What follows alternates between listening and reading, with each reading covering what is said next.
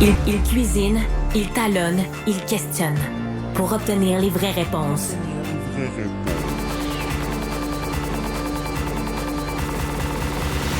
Du Trizac. Ben Mulroney est avec nous. Cybèle Olivier, avec qui je travaille, dit que tu as de beaux cheveux gris. Vraiment, c'est... Ils sont bien, surtout... C'est une teinture, ça? C'est quoi? C'est ton Natural. coiffeur? Non, c'est tout naturel. Arrête. Tu vas chez la coiffeuse. Ben oui. Puis, non! Ben, t'as un saut de James Bond aujourd'hui, c'est ça que je cherchais.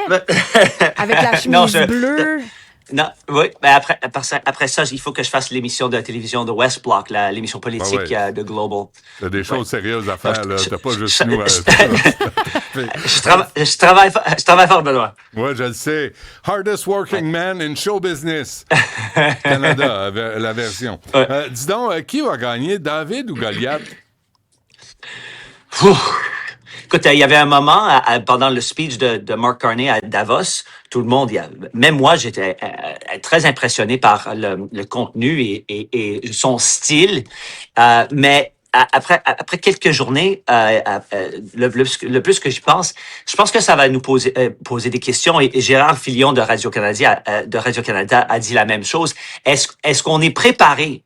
Et si on a défini notre relation comme c'est une rupture et non une transition, est-ce que le Canada se prépare pour exactement ce que ça veut dire? Et écoute, Donald Trump, on peut pas négocier avec lui de la même façon que... il ne négocie jamais de bonne foi. Ça, c'est sûr, on le sait, c'est certain. C'est très, très difficile.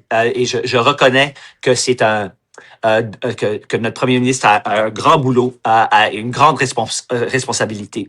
Mais si on regarde certains faits, le fait que il a reconnu la Palestine sans consulter notre allié Donald Trump, il n'était pas content avec ça. Et maintenant, il fait ce speech, il n'est pas content avec ça du tout. Je me demande qu'est-ce qui va se passer. Premièrement, on a le but immédiat et le but qui existe depuis très longtemps, la renégociation de l'ALENA. Ça, c'est la priorité. Et je ne sais pas si il s'est positionné de façon positive avec ce speech, parce que Donald Trump, on sait, quand il entend quelque chose comme ce speech, il entend une attaque personnelle. Et je ne dis pas que notre premier ministre et un ministre canadien travaille pour Donald Trump. Je dis qu'il faut reconnaître le gars de l'autre côté de la table.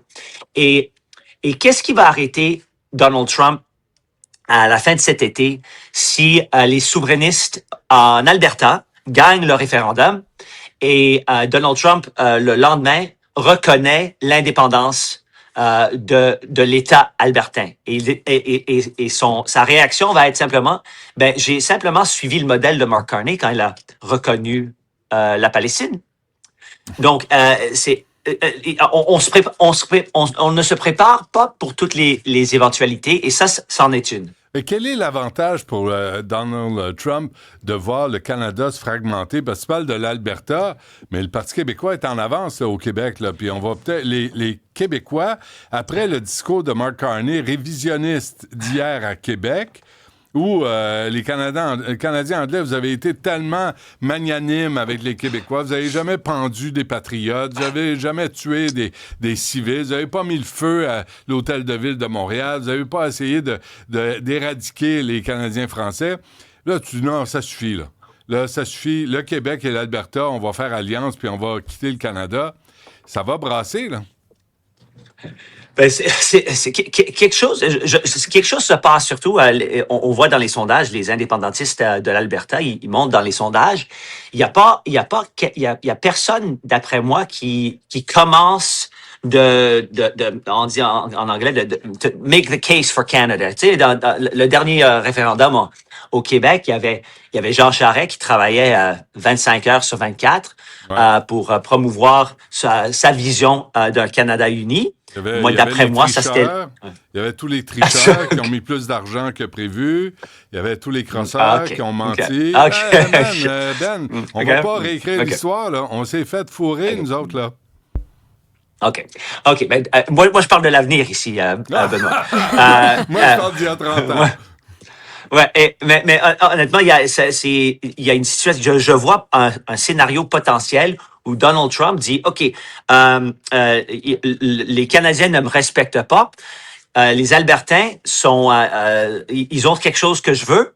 Ils ont quelque chose, ce dont j'ai besoin.